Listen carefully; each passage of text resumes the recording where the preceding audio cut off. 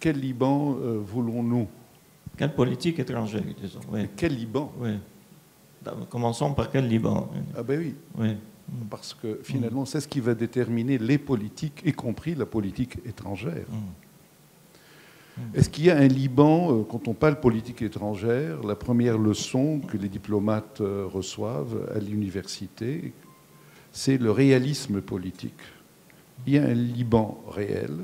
Le père du réalisme moderne, c'est Metternich, lui-même qui disait « Le Liban, si petit, mais si important ». Metternich lui-même.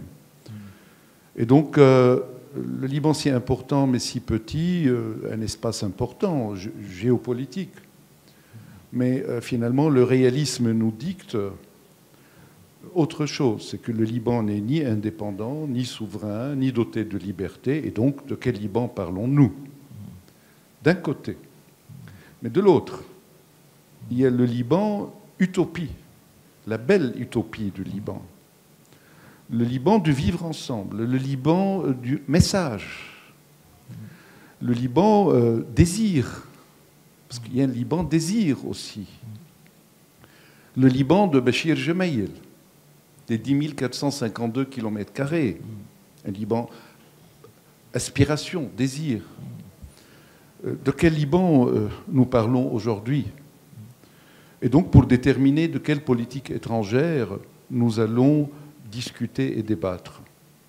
Bien sûr, mon camarade et grand ami Marouane, ministre Marouane, a parlé du Liban d'autrefois, le Liban où il y avait véritablement une politique étrangère qui allait de pair avec ce nouveau pacte national. Ce nouveau pacte national qui parlait franchement de non-alignement, voire de neutralité.